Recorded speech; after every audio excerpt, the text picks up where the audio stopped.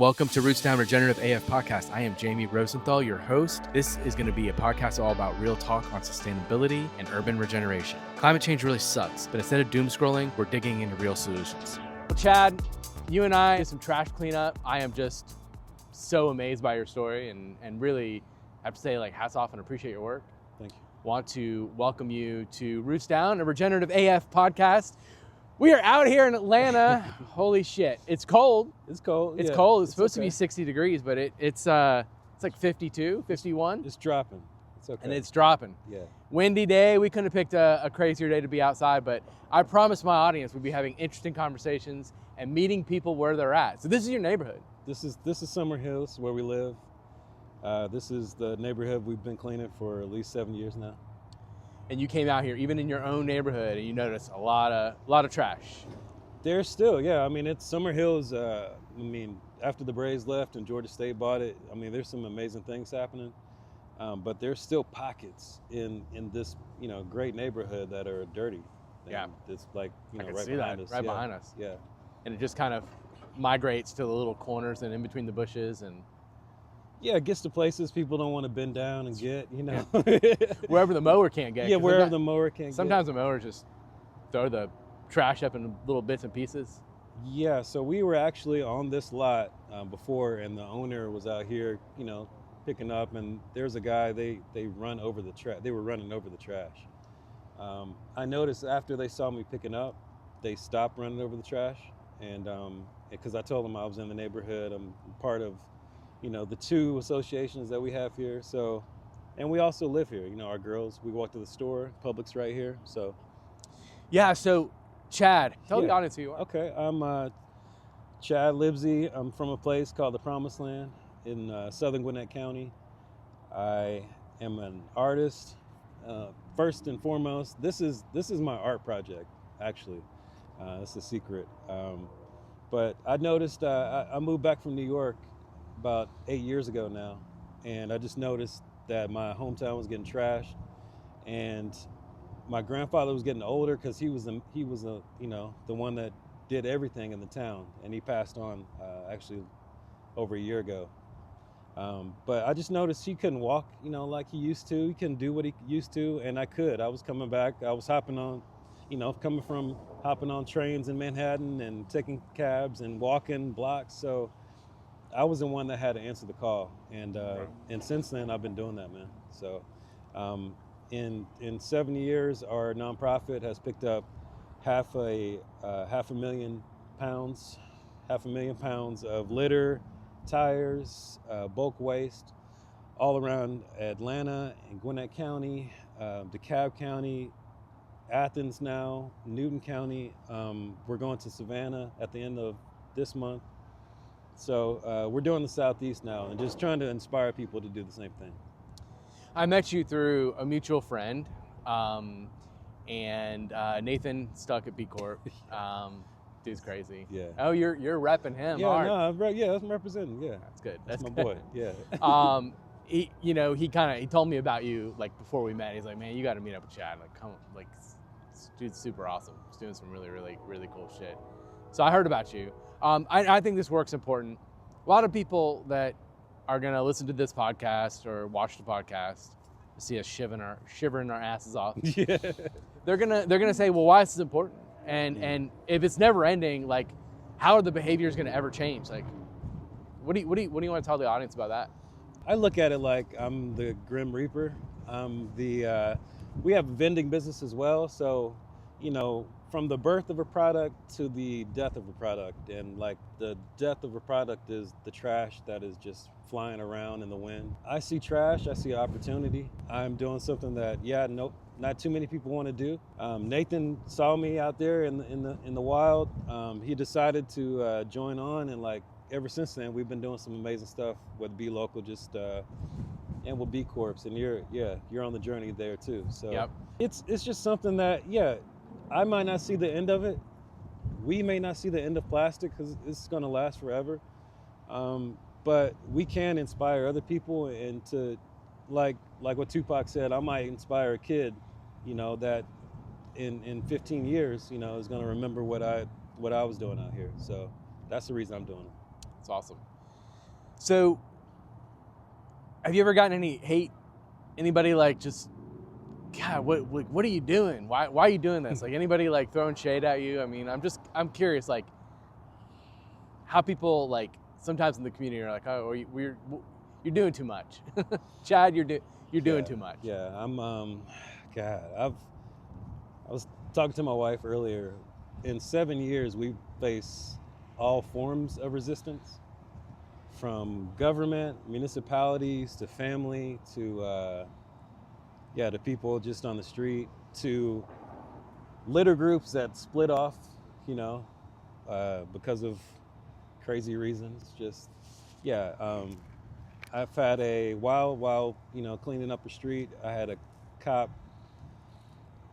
tow my truck, basically while I was cleaning up, because I come from a place called the Promised Land, and almost a year and a half ago, around this time, Gwinnett County tried to take our land. So, I have definitely been made the villain while doing this, and a hero. So it's kind of cool. Like you do it long enough, you become both. So that's right. Yeah, that's right. I kind of figured. I mean, people like always take a good thing and they're always like make it negative for some reason. Yeah. I mean, for me, I think you're doing a huge service to the community. You're not just, we talked about this off camera, you're not just cleaning up people's trash and people's waste, right? You're showcasing by example what a good steward looks like. Yeah. Which is so important.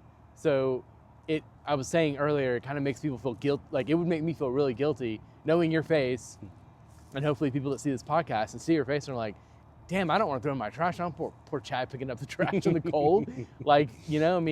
Hopefully that rings true. Hopefully people see that and say, all right, this is... I mean, when I do it, people dealing with homelessness, they will come and help. Like I don't want to shame people, because, if you come to my room, I just cleaned up today, but it's, my wife always talks about how messy I am inside the house. So I don't want to judge anybody. I don't want to shame anybody, but I just want to tap into, like, this is our living room. That's right. It is. Yeah, this is our collective, it is today. So for sure, yeah.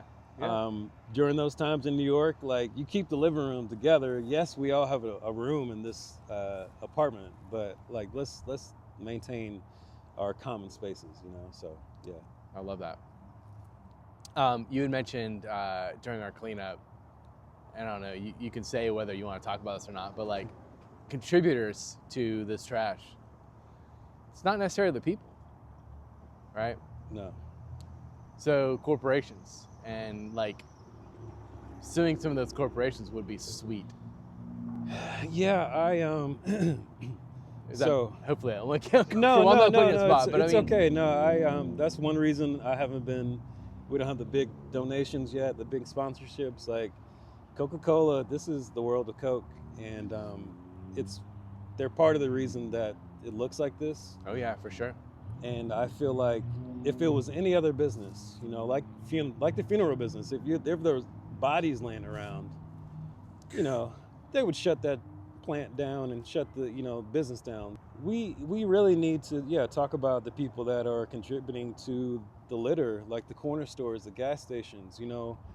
In a food desert, before we got Publix, this was a food desert. So at these places, this is where everything goes into our waterways, gets into our soil. Like worms are all underneath, and like I was talking about on the cleanup, when I'm cleaning up, I can hear the birds.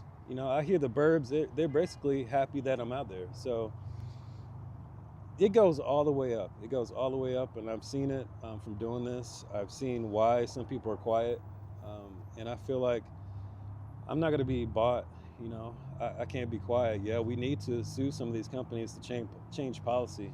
That's really, like, the Capitol is just a mile up the street, and we need to really get to policy. You could dump all their trash right there at the Capitol I'm with it, doorstep and be like, here. Yeah, I'm with it. That's crazy. So let's take a quick break to thank our sponsors. So we've gained some new sponsors for this year. I want to say thank you so much. Our legacy sponsor, AGSA, you've been really great. We couldn't have done this podcast without you. We've gained some new sponsors this year. Sunseeker Tools. They make electric tools for the landscaping industry, and they're really fantastic. You should check them out. New sponsor this year is the Microlife Institute. They are a really great nonprofit developer here in the Atlanta area. They're all about less space, more life. I just want to say thank you so much. Thomas Billups from Billups Homes. He is the real deal. Yes, builders are getting in the game to fight for climate action. We will give all these links and let you guys get a hold of these people so you can see the great work that they do. Thank you, sponsors, for season 2. Coca-Cola. Wow, I wonder if big corporations are like, they like to see their logos, even if it's in trash form. I believe that, because how much money do you invest in the branding, like in the packaging? I could tell a Coca-Cola product from like, what is this, from here to there, like 35 feet? Yeah. 30 feet? Yeah. And you know what that bottle looks like. The branding is amazing. Yeah. Like they have done, from Santa Claus all the way up. Like God. They have done it all. To being at every war and to like getting people to enjoy their products. I mean, we buy them to this day. I sold thousands of products, thousands of Coke products. So I always had that conflicted feeling like I'm contributing to my own, nonprofit by selling these products, but I'm always gonna have. So where are we living? Yeah. You're doing a service though that not many people have thought of, like a wraparound service for all the plastic waste. We talked a little bit about like all the, I don't know if you've done any research on this, but all the microplastics that come from this waste that are like in our waterways, that are like leaching into our soils, they're becoming a part of our DNA. Yeah. It's in our system. Yeah. It's in our genitalia, you know what I mean? Like that, it's in our brain. Like a tablespoon of plastic, it could contribute to dementia, and I'm sure. And my grandfather died of, So doing this work, I'm always thinking about microplastics. I pick up the plastic straws that our president wants us to use. I do that, because I know these things break down. I've seen the turtles with the straws in their nose, like like the advertising is real. So that's what I'm doing it for. Even the smallest pieces, I'm always picking it up. So I did read a study that talked about, like, in the urban sector, like imagining going out into a field like this. I imagine if you went in and you did a shovel full of soil, I imagine you would find so much microplastic. So I'll have to post the thing that I found this article on, but it was really interesting. Like it just doesn't biodegrade. No. And soil is powerful. I mean, it can biodegrade anything. Yeah. You got earthworms and microbiome and all that stuff. But plastic, it's there. It's there for like half-life, 20,000 years. Yeah. Like, what a legacy of trash we have left behind. Yeah, like when they look at our soil, like like we're looking at dinosaurs' bones. Yes, they're instead of leaves and like sediment, there's plastic. There's layers to this. There's like I said, there's worms and microorganisms under each layer, but they can't break through. WALL-E, you remember that movie? Yeah, of course, yeah. That was God, I feel like we're heading, like barreling towards that, We are. I mean, we're gonna want to get off this planet because this planet's trashed, we trashed it. It's consumerism. I mean, it's like all the stuff that we eat, all the stuff that everything we buy, it's like so throwaway. It's just like becomes a part of our everyday life. Yeah, controlled obsolescence. Yeah. I mean, I'm always I'm an artist, so I take old TVs that I find and like paint them, old computers, give them life. But we used to keep things for like 20, 30 years. Now it's of course, like our daily use in plastic is just, it's supposed to be hourly. We're just supposed to keep consuming. Yeah. So I see that. That's where we're headed towards. But I just want to be here fighting against it. Yeah, even if it's just me, but it's not. It's hundreds and thousands of people, standing behind me. Well, I'll have you know, so the audience hears this. I went out to some of my meadows. I checked. We implemented a few meadows in DeKalb County, Okay. and on public roadsides, on the public right-of-ways, and there's some dirty ass places you clean up all the time. Oh yeah. These meadows are just like, I'm afraid that they're going to be a good hiding space for trash, you know? And I'm walking them and I'm like looking already, there's plastic everywhere and trash everywhere. And I'm like, so I really want to get you involved in that program, because before the meadows get to be a harbor for trash, then they're going to mow it once a year, and then that trash is going to be, in the soil forever. We need to think about that. We need to be more proactive. We need to think about that. I was like walking around like, man, if I was like Chad today, I would have had a bunch of bags, some grabby picker-uppers, and I would have filled up. I would have filled up 2 big black trash bags just in like 15 minutes. Yeah, it was insane. Yeah, we live right off of I-20. Like, and I-20 is one of the worst in I feel like in Georgia, definitely Atlanta. There's just, people living on the sides of the roads. There's people asking for things on the side of the road. And I don't want to judge, but we all need to maintain our lands, and even with all the problems, even with the complexities, like if I have, I want to be a part of that project, because the exit ramps are like, that's square one. That's where we have to start, And it's frustrating because we're trying to beautify and we can't. It's like, I feel like we just can't have anything nice, like that's what I was saying. I was like walking around like, fuck, we can't have anything nice. Well, yeah, you can. It's just, I always say, like, it's a show of force, like dominance. Like, we got everything in this country from dominance. It wasn't because, the founding fathers were nice, but like we have to, boots on the ground. We need people, patrolling these areas. That's why, like, we need teams of people out here. We do these cleanups, and I don't know how sustainable it is, but we need crews of people hitting each area every day.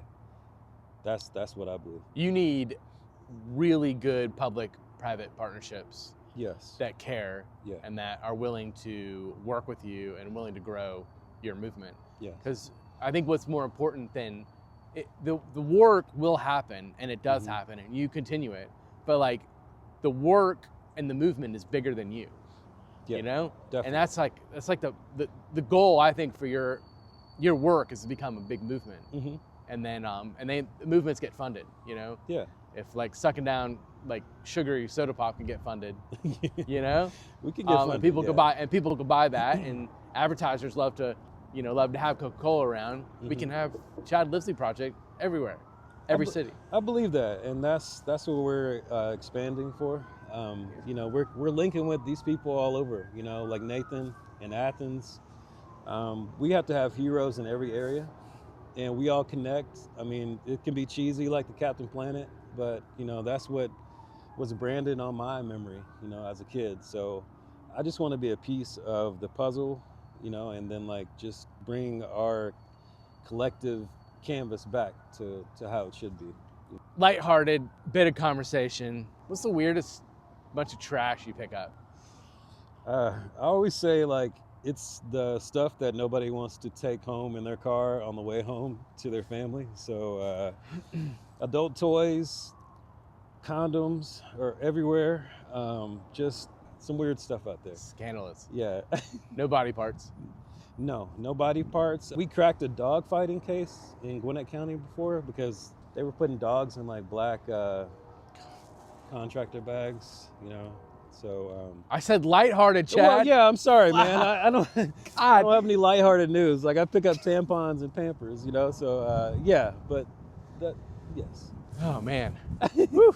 Yeah. The wind has picked up. The wind's picked up, and this is Thanks for having me. Thanks yeah, for man. Hey, Summer listen. Hill. I want you to tell the audience how to find you. Okay. Where to find you. You can go to our website. It's the Chad Livesey Project. Livesey is Live to See Another Day, Livsey Project. You go to the socials, Chad Livesey Project on Facebook, LinkedIn, Instagram. We're doing some great things. We're bringing a woodworking program this summer that nobody else in the country is going to have.